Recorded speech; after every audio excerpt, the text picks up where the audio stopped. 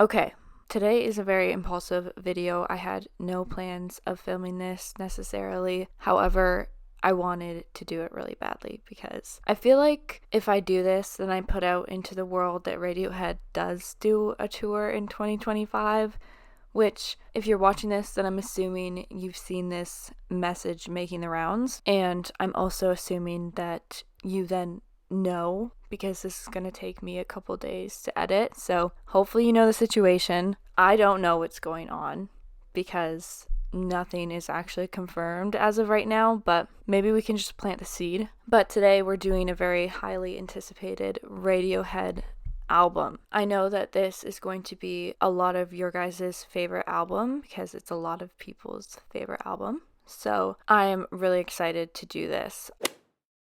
I know 3 of these songs. So in terms of the track list, that might be quite a few for what's on this album, but I do not recall any of the other songs on this album. So other than that, everything is new to me and it's going to be very fun. And I'm really excited to get to it. So with that, we will listen to 15 Step by Radiohead.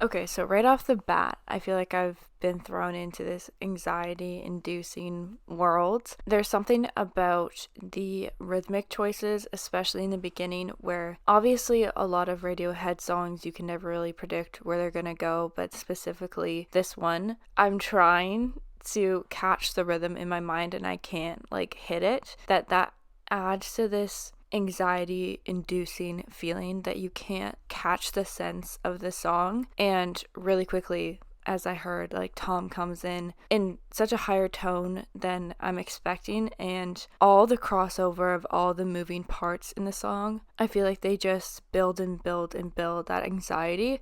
And it's not as a criticism, I don't mean that in that sense at all, but rather actually the opposite. I was just listening to a Dissect podcast for a Kendrick Lamar album, and they were going through the first track off of Mr. Morale and how the musical composition of the song allows you to relate to the words and feel that sense of anxiety and unrest that Kendrick was writing about in the specific track, and you understand the character's point of view immediately. When I was listening to that podcast episode, I was thinking a lot about Radiohead and the depths to which they push their music to, that then allows that same thing to happen, where it's not just the words that determine and tell you how to feel when you hear it. It's everything coming together. And I think that's what makes musicians great in any genre that they're in, is how far that they can push an idea and push the boundaries on what they think that should be themselves. And Radiohead always does that. And that's just an example of that. Fascinating. First track really sets a tone for this. So we're going to see where we're going to go with this. The next song is Bodysnatchers.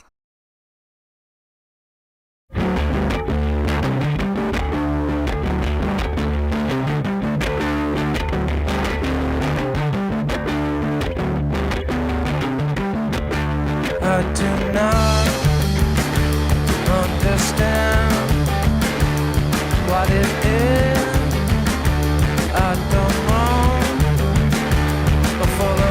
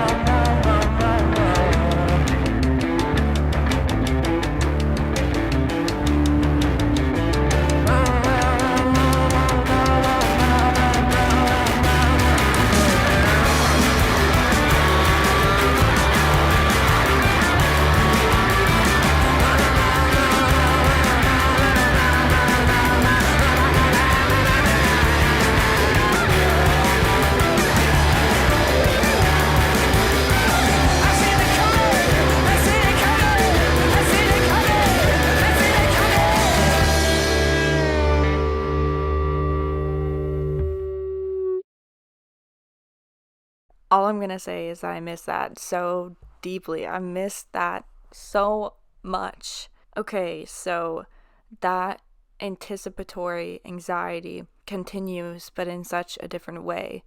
This song, you can rhythmically catch on to it, but the heaviness of it, it comes at you so strong, so heavy, that once again, it's forcing this emotion upon you. And it's in such a good way. Like, that was so fun to listen to, and I will most definitely be listening to that again later on. That's a current favorite, I'd say, of right now. I'm not going to even go ahead and rank all my favorites. That's not going to happen. But off first listen, I know that I'm going to listen to that a billion times over. Next song is Nude, which I do know. We're going to listen to anyways because it's a good song.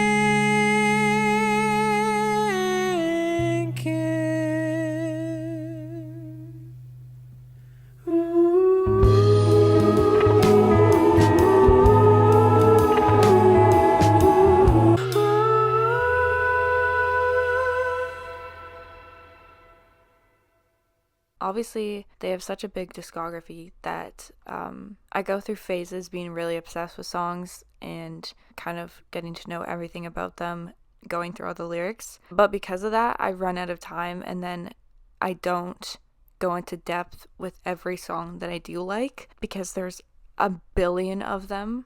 So opening up the lyrics for that while I was listening to it is the first time I've stopped to look at the lyrics and just realized how there's not a lot to that song, but I would have never felt that. It feels so elongated and grand when you listen to it, like not necessarily like sound wise, but just the sense that you get from it. And it would have to be from the way in which Tom delivers the lyrics. He expands as he goes throughout them. I just never realized that he doesn't say like a lot in that song. I don't know if I'm going crazy, but okay, my apologies for the switch in video here. I got a camera and the battery is so bad on it. It can't charge the battery while I use it. It's really frustrating, but while I'm in the zone of going through this album, I really don't want to break it up and wait 2 hours for the camera to charge again, because at this point I'm a few songs in and I'm just kind of in the zone with it and I'm enjoying it. I don't really want to stop, so just stick with me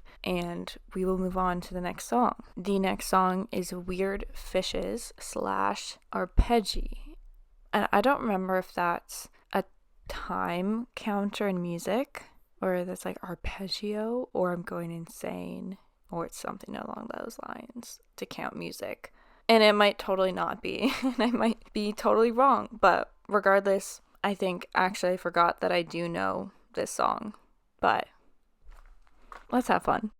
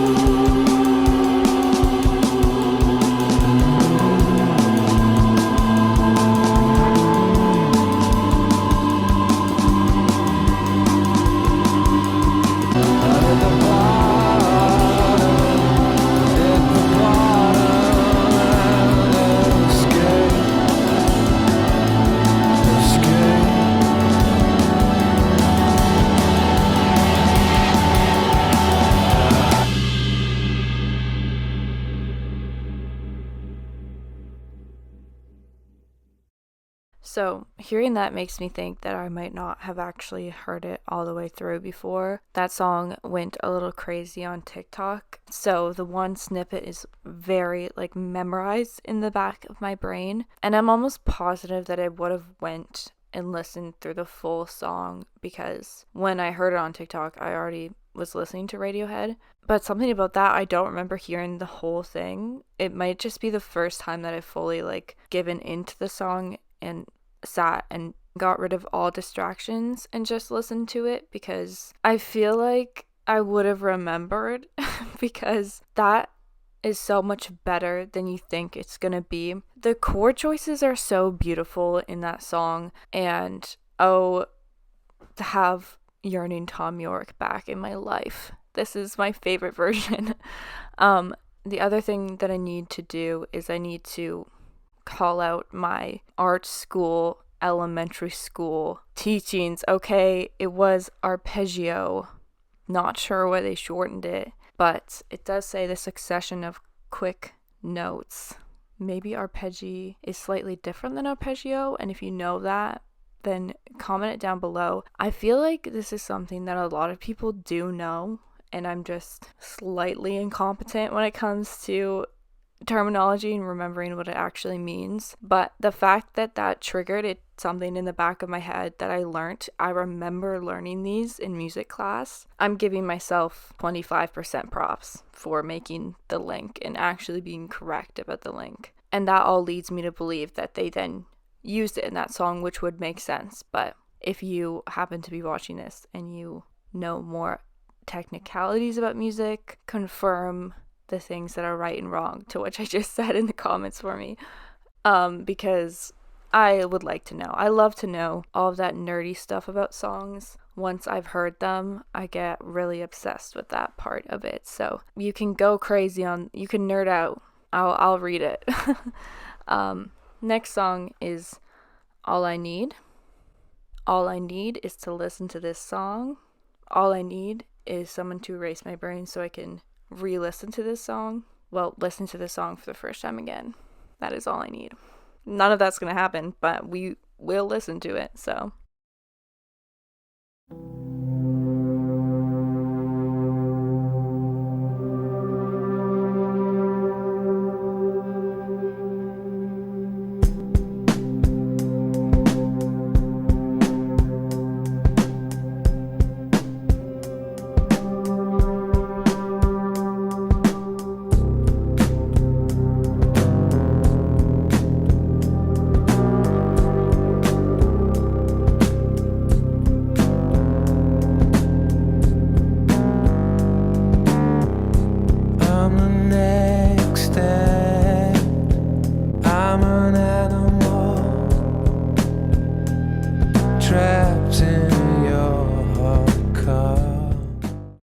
Pause, because right now I just want you to all picture what's going on in my head, because I've heard this song, you've heard this song, okay, everyone under the sun has heard this song, but right now I want you to listen to this and just envision that you're laying flat on a vinyl record, like a dark one.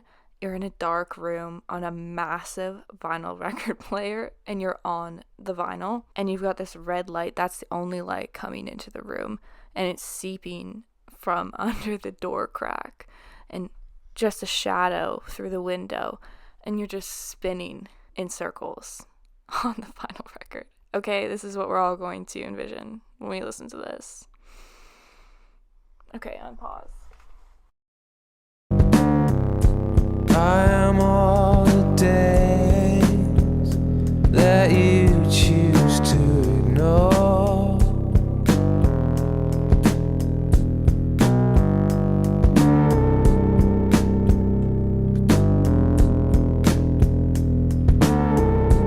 You are all I need. You're all I need. I'm in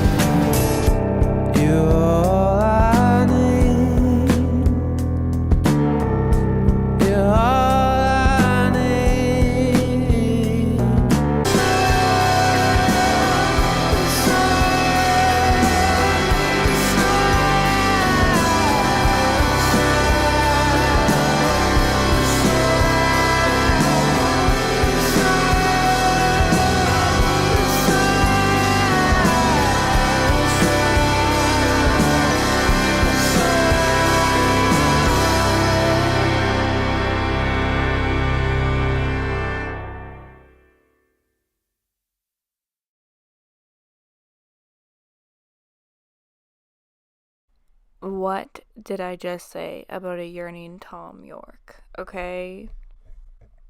It's gotta be the best one. Maybe that's what I'll tier instead of Radiohead albums. It'll be versions of Tom York. Angry, sad, disheveled, disassociated, yearning. Something like that. That's not the rank. Those are just possibilities. Who knows? But listening to those songs again makes me think that it's almost better when you have heard it. And that's a hot take, okay? Hot take. I haven't thought this through all the way, so don't quote me on this yet.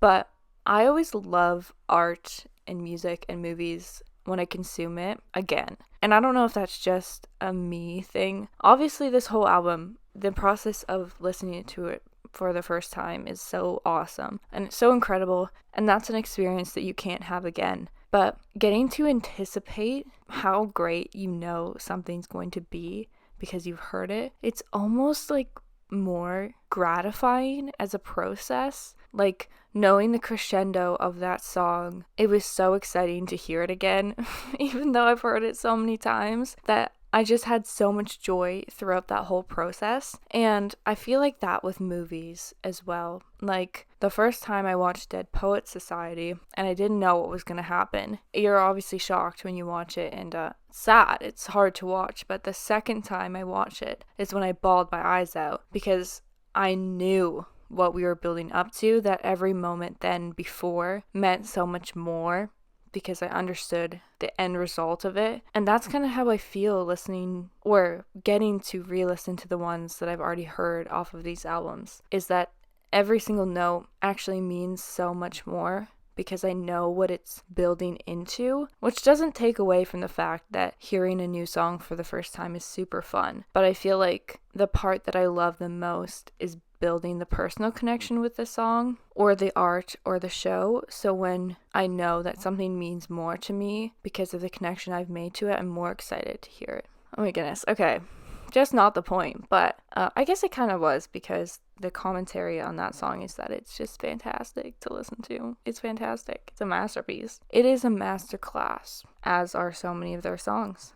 But now we're going to listen to Faust Arp, which feels German when I say it, but it doesn't look like German. It just, the English words seem German to me, and I don't know why, and I don't know what it means. And I feel like this happens to me all the time. I just don't even have a clue of what to anticipate because I just don't know what's going on. I want to thank you all for being here today. I'm a little bit unhinged today, so if you're still here, you're a real one. Okay, let's move on. 1, 2, 3, 4.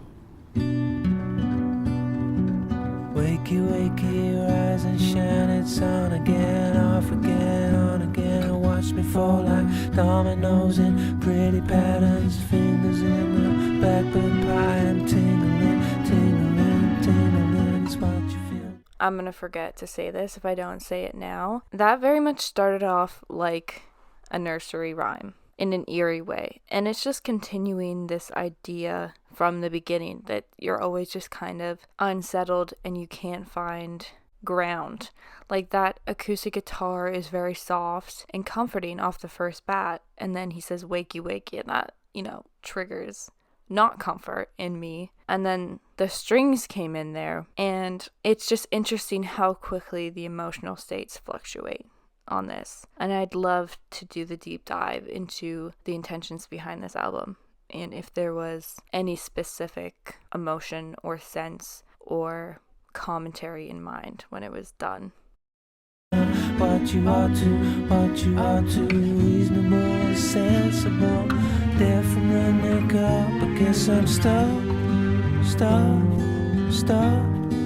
We thought you had it, but no, for no real reason. Squeeze the tubes and empty bottles. I take about 4.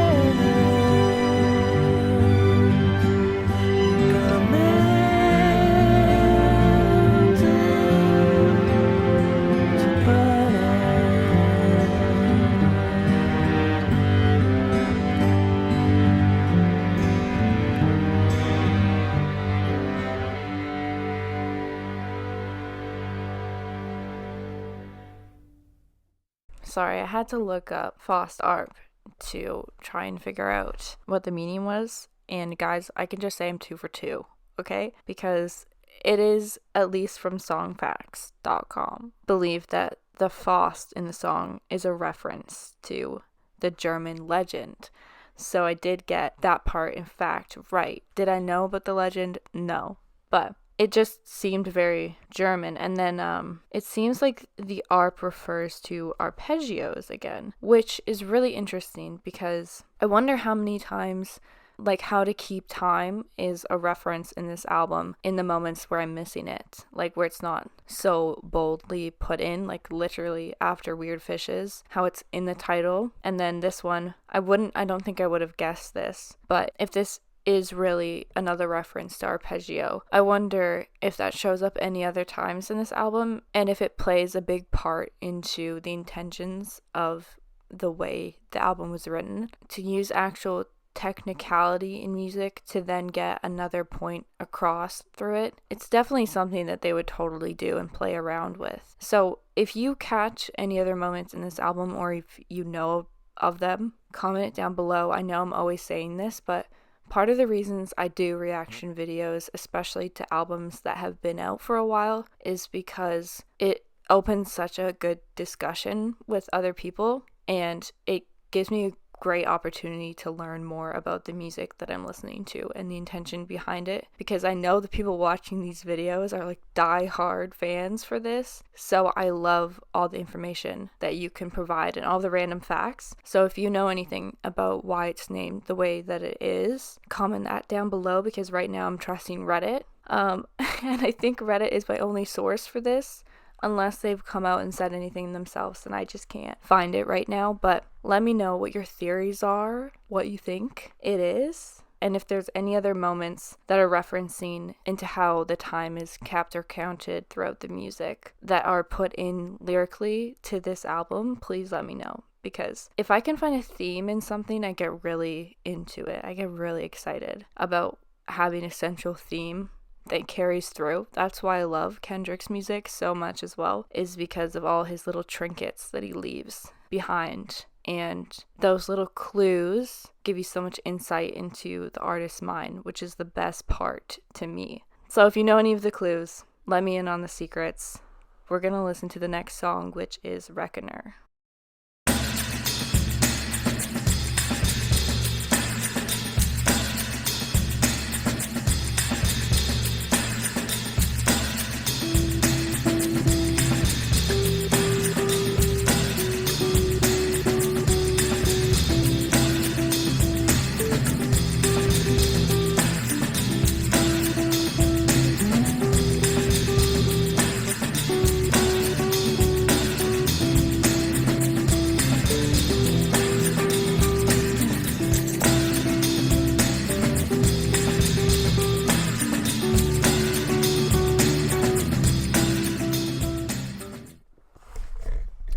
Okay, sorry. Pause it one more time, because we were talking earlier in 15 step. Step is another one, because that's another way to account for time. Not that you would step, but you would step along with time. And I was saying in that song, after we listened to it, rhythmically, it was very hard to stay in tune with it. And the drums on this song here, you can see I lost it for a second because something happened that was unexpected for me, and it switched up what I was anticipating to happen in the song. And that happening is just another reference to keeping time, because the drums are very, very important, as we all know, to keeping time in a song. It's rhythmically, it keeps everyone interjoined and connected to where they're supposed to be. So as soon as that like crumbles a little bit, you get a sense of anxiety. And the same thing with the arpeggio.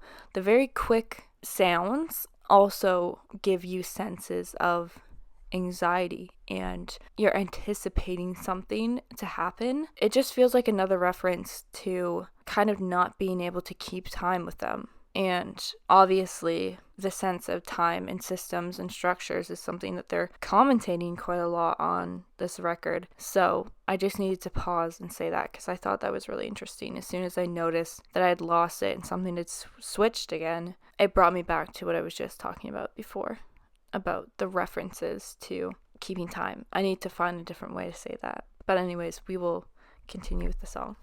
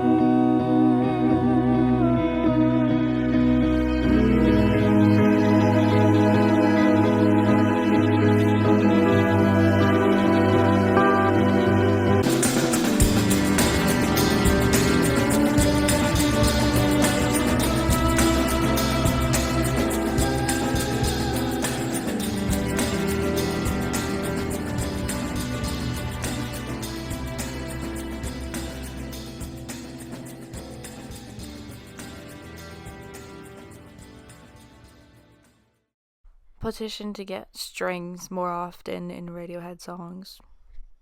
The older you get, the more appreciation you had for music that you didn't want to listen to as a kid, like classical or jazz, or at least in my experience. And I love it because I love the appreciation of instruments as you get older and just wanting them more than other things. Like when I listen to Sam Fender, as soon as I get a trumpet or a saxophone, it's like the best thing in the world. So anyways, going back, let's get strings on every single song, please, because it's so beautiful. I love the combination of the strings with the heavy rock guitar. It's like nothing else that you could ever listen to. And they just do it perfectly. It's so enjoyable to listen to and be around for. But we will move on to the next song, which is House of Cards.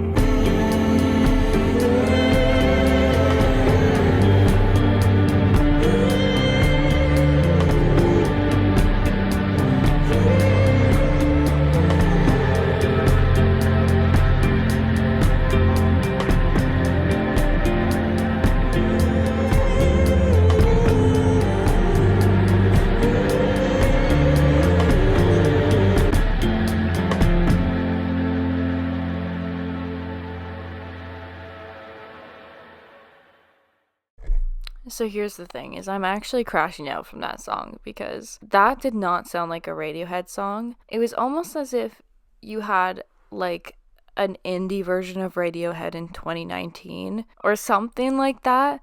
I was not anticipating that at all, but I really, really liked it.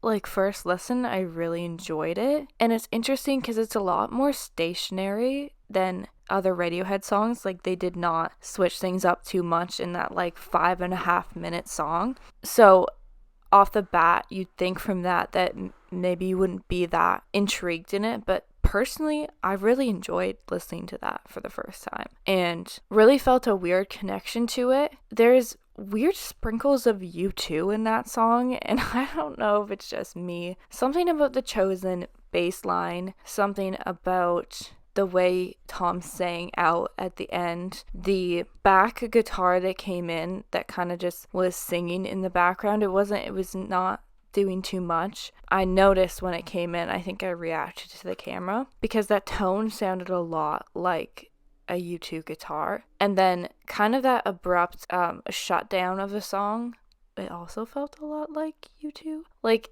the No Line on the Horizon era. And I feel like never in my wildest dreams would I be sitting here talking about a Radiohead song that reminded me of U2. But something in that did, and I really enjoyed listening to that song, to be honest. I feel like I feel weird for enjoying it as much as I did. It just made me feel good, to be honest. The next song, I do know, but we're listening to it. It's Jigsaw, Falling Into Place.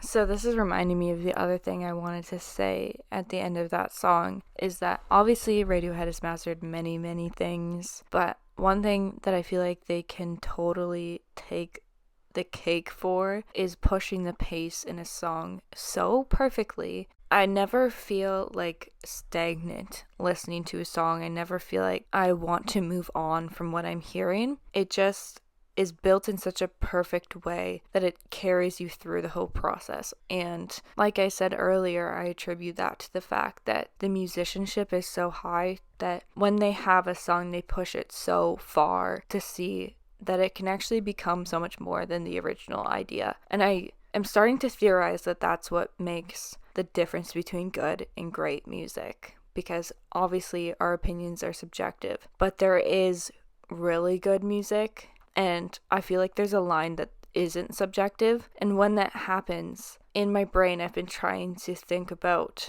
which songs those are and which artists those are. And I always come back to the idea of the art being pushed to a point beyond what the artist thought it could be.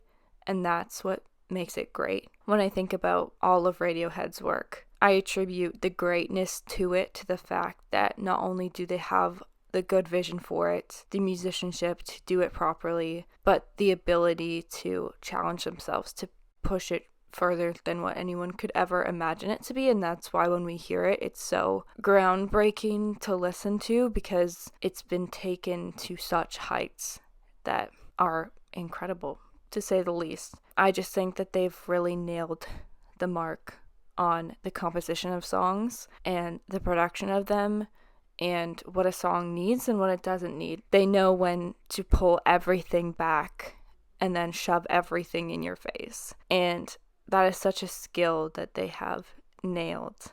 Second thing, while we're on this, hearing Jigsaw falling into place once again in the context of this whole album. Once again, the fast picking, the rhythm, keeping time has to be a part of this album and the intention behind why they wrote it. And maybe they just got obsessed with that idea in some sense, because I do understand that. I also got obsessed with the idea of time, but I'm going to continue with the song. As the jigsaw ride, just as they play your favorite songs, your bladder disappears. No one will wind up like a spring before you had too much. Come back and focus again. The walls have been in shape.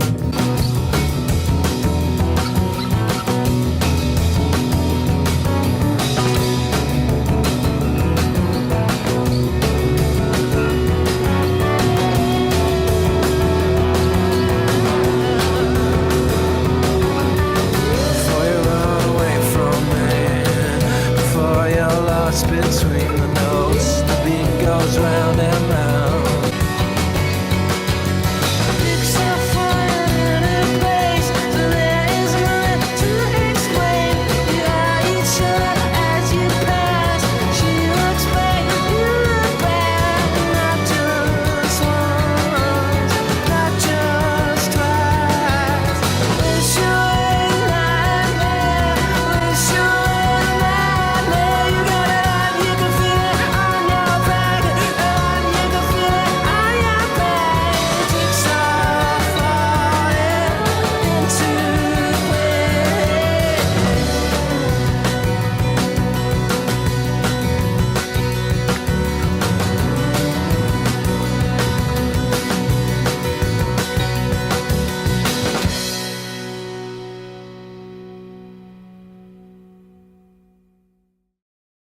Okay, let's go through a part of this verse here, because it leans into the idea that I was trying to make earlier. Before you run away from me, before you're lost between the notes, the beat goes round and round, the beat goes round and round. I never really got there, I just pretended that I had. Words are blunt instruments, words are sawn-off shotguns. Obviously, with a word like shotgun, you think of something that happens very fast and very hard and very loud, which immediately when he was singing that made me think of the staccato, which is an accent on a note that is then performed very sharply detached or separated from the others, is the definition on the Oxford Dictionary. And obviously the beat goes round and round. That's really straightforward. He's talking about a beat. And at the end of that verse, he says, before you run away from me, before you're lost between the notes, just as you take the mic, just as you dance, dance, dance. It again just makes me think of how our movement attributes to the sounds that we hear and how they're used to then manipulate a reaction out of us. Like I said at the beginning with 15 Step and Bodysnatchers about the musical choices being made for a specific reason to make us feel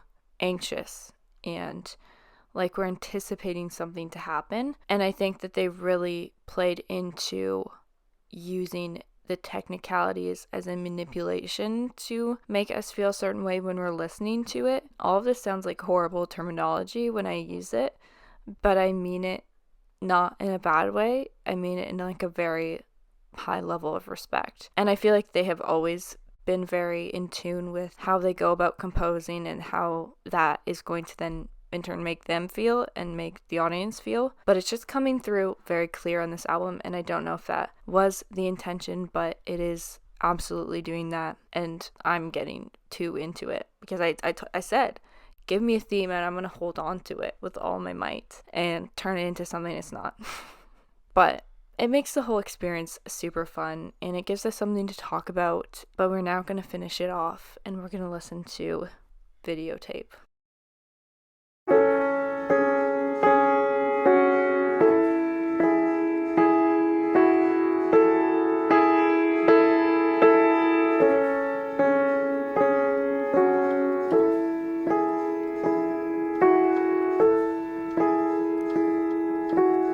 When I'm at the pearly gates, this will be on my videotape, my videotape.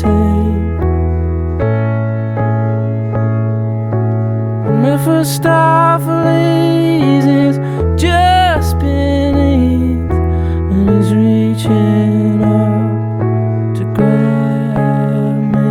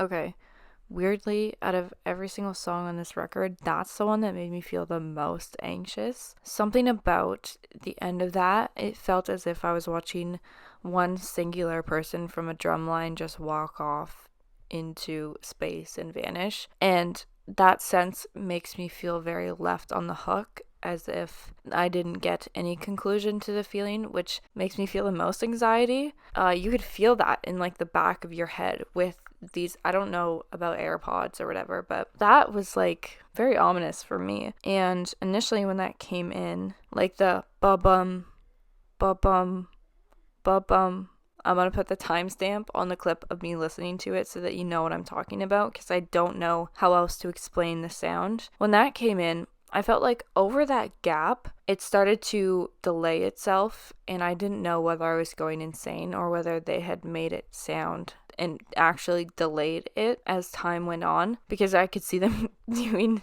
both things, whether that was just they did it on purpose to make me feel like I was going crazy, or whether it was actually being slowly delayed over time. Because with the loop of that piano, it was very hypnotizing, and like I was just talking about the manipulation, this was definitely the most hypnotizing song on this album for me listening to it. It's an interesting note to leave the whole album on. I definitely understand why, to a lot of people, this is one of their favorite records by Radiohead, because this whole listening process was really enjoyable the first time around, and it's definitely been one of the ones that I've enjoyed a lot listening to without giving it time to set in to my personal life. Just for what it was a really fun process. That last track threw me off a little bit.